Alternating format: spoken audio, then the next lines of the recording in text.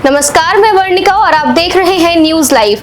IIMT विश्वविद्यालय में ज्योतिष और समाधान कार्यक्रम। कुलाधिपति बोले, ज्योतिष विज्ञान को समझकर जीवन की चुनौतियों का कर सकते हैं समाधान। आईआईएमटी विश्वविद्यालय मेरठ के ज्योतिष विभाग द्वारा आयोजित 2 दिवसीय ज्योतिष और समाधान कार्यक्रम को संबोधित करते हुए विश्वविद्यालय के कुलाधिपति योगेश मोहन जी गुप्ता ने कहा कि ज्योतिष एक ऐसा ज्ञान है जिसे सही रूप में समझने वाला व्यक्ति जीवन की अनेक चुनौतियों का विवेकपूर्ण ढंग से सामना कर सकता है। प्राचीन भारत में गुरुकुल शिक्षा का महत्वपूर्ण अंग ज्योतिष विद्या थी, लेकिन समय के साथ इसका महत्व कम होता गया। आज आवश्यकता है कि इस प्राचीन ज्ञान विज्ञान को फिर से समाज में स्थापित किया जाए। ज्योतिष एक ऐसा विज्ञान है जिसने उसको समझ लिया और जिसने उसको अपना लिया, उसके जीवन में कभी कठिनाई आ नहीं।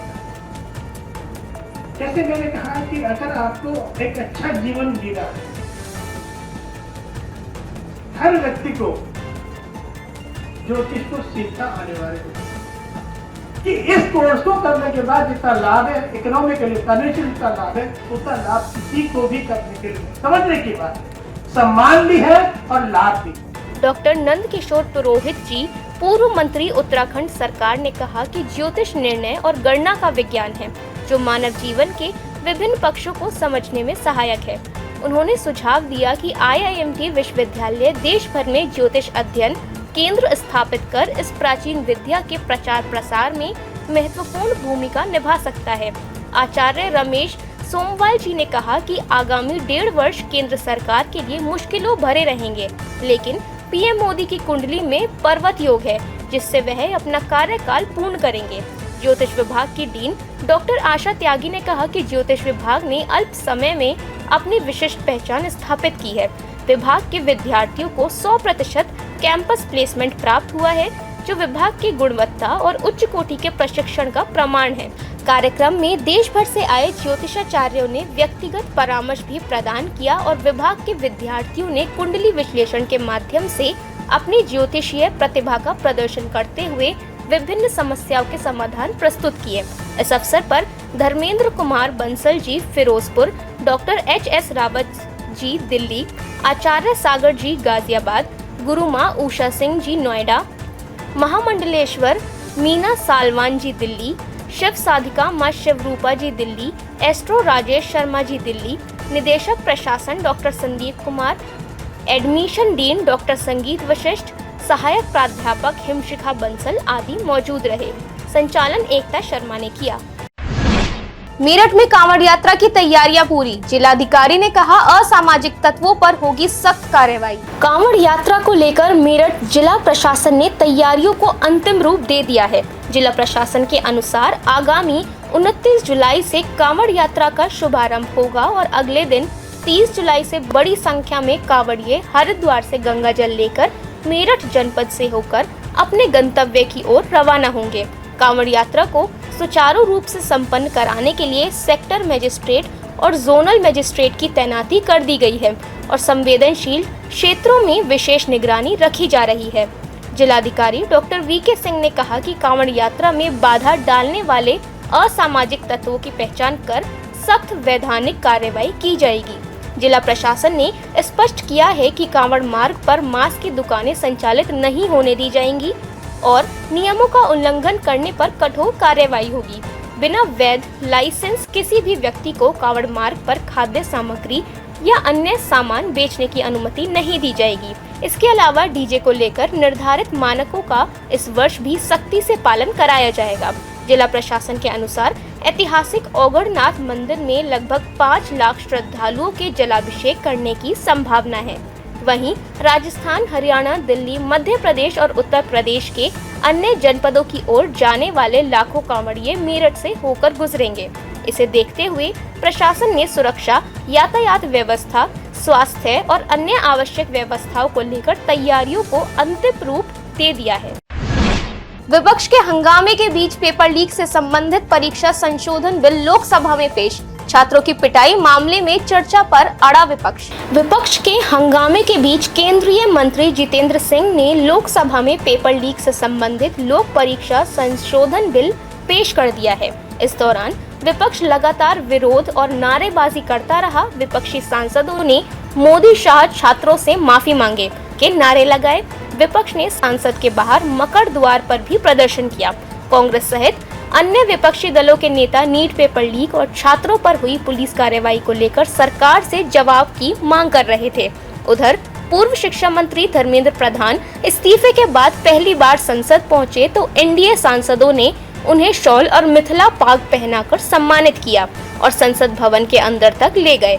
एनडीए सांसदों ने धर्मेंद्र प्रधान जिंदाबाद के नारे भी लगाए। धर्मेंद्र प्रधान ने नीट पेपर लीक विवाद के बीच 25 जुलाई को इस्तीफा दे दिया था। सीजेपी की तर्ज पर मैदान में उतरी E20 जनता पार्टी, पेट्रोल में इथेनॉल मिलाने का किया विरोध। नीट पेपर लीक के खिलाफ कॉकरोच जनता पार्टी के प्रभावी विरोध प्रदर्शन के बाद अब E20 जनता पार्टी मैदान में आ गई है। इसके साथ ही एक नए संगठन ने पेट्रोल में इथेनॉल मिलाने की नीति के खिलाफ मोर्चा खोल दिया है और पेट्रोल पंपों पर 100% शुद्ध पेट्रोल का विकल्प उपलब्ध कराने की मांग करते हुए केंद्रीय सड़क परिवहन एवं राजमार्ग मंत्री नितिन गडकरी का इस्तीफा मांगा है। संगठन के अनुसार उपभोक्ताओं को यह विकल्प मिलना चाहिए कि वे अपनी पसंद का ईंधन खरीद सकें। E20 जनता पार्टी ने ये भी मांग की है कि सरकार को ईंधन के मिश्रण से होने वाले खर्च, फायदे और उसके असर से जुड़ा डेटा प्रकाशित करना चाहिए और गाड़ियों के माइलेज, इंजन के प्रदर्शन, प्रदूषण और मेंटेनेंस खर्च की स्वतंत्र जांच करानी चाहिए। दूसरी ओर Delhi taxi and tour operators association ने E20 पेट्रोल के विरोध में 4 अगस्त को संसद मार्च निकालने का ऐलान किया है। अमेरिकी राष्ट्रपति ट्रंप ने ईरान को फिर दी धमकी, खार्ग आइलैंड पर हमले का जारी किया AI वीडियो। अमेरिकी राष्ट्रपति डोनाल्ड ट्रंप ने कहा कि ईरान के साथ युद्ध के बीच अमेरिका के हथियार खत्म नहीं हो रहे हैं, बल्कि हमारे पास दुनिया में सबसे ज्यादा हथियार हैं। इसके साथ ही ट्रंप ने अपने सोशल मीडिया प्लेटफॉर्म पर कई AI तस्वीरें शेयर की, जिनमें से एक ईरान के सबसे बड़े तेल निर्यात केंद्र खार्ग आइलैंड पर हवाई हमला दिखाया गया है। इसके साथ ट्रंप ने लिखा कि स्ट्राइक ऑन खर्ग। इसके अलावा एक दूसरी AI तस्वीर में ईरानी तेल टैंकर पर अमेरिकी झंडा नजर आ रहा है। वहीं ईरान तनाव के बीच राष्ट्रपति ट्रंप से मिलने के लिए इजरायली प्रधानमंत्री बेंजामिन नेतन्याहू अमेरिका रवाना हो रहे हैं। इससे पूर्व इजराइल के प्रधानमंत्री बेंजामिन नेतन्याहू ने कहा कि अमेरिका चाहता है कि इजरायली सेना गाजा, लेबनान और सीरिया के कुछ इलाकों से पीछे हट जाए, लेकिन वह इस मांग को स्वीकार नहीं करेंगे। इस बीच ईरान के सर्वोच्च नेता मुज्तबा खामेनेई ने कहा कि इजराइल और उसके सहयोगियों के खिलाफ जिहाद और प्रतिरोध ही एकमात्र रास्ता है। शेयर बाजार में जोरदार तेजी, सेंसेक्स 549 अंक उछला, निफ्टी भी चढ़ा। घरेलू शेयर बाजार में हफ्ते के पहले कारोबारी सत्र में शुरुआत हरे निशान से हुई। इस दौरान BSE सेंसेक्स 549.21 अंकों की जोरदार तेजी के साथ 76,608.98 अंक के लेवल पर खुला। इसके साथ ही NSE निफ्टी ने 160.95 अंकों की बढ़त लेकर 23,928.40 के लेवल पर कारोबार की शुरुआत की।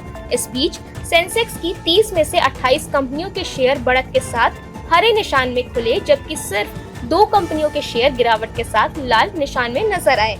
इसी तरह निफ्टी की 50 में से 46 कंपनियों के शेयर तेजी के साथ हरे निशान में ओपन हुए और महज 4 कंपनियों के शेयर गिरावट के साथ लाल निशान में खुले। सेंसेक्स की कंपनियों में इंडिगो के शेयर सबसे ज्यादा 3.28% की बढ़त के साथ ओपन हुए, जबकि सन फार्मा के शेयर सबसे ज्यादा 0.10% की गिरावट में नजर आए।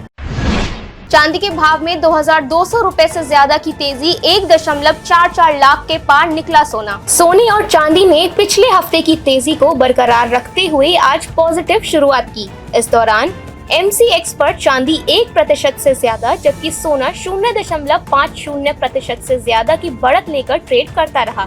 आज सुबह 5 अगस्त की डिलीवरी वाला सोना 914 रुपए की तेजी के साथ 1,44,020 रुपए प्रति 10 ग्राम के भाव पर कारोबार करता नजर आया, तो वहीं 1,44,111 रुपए प्रति 10 ग्राम के इंट्राडे हाई से लेकर 1,43,575 रुपए प्रति 10 ग्राम के इंट्राडे लो तक पहुंच गया। वहीं 4 सितंबर की डिलीवरी वाली चांदी की कीमत 2,271 रुपए की बढ़त के साथ 2,24,409 रुपए प्रति किलोग्राम के भाव पर आ गई।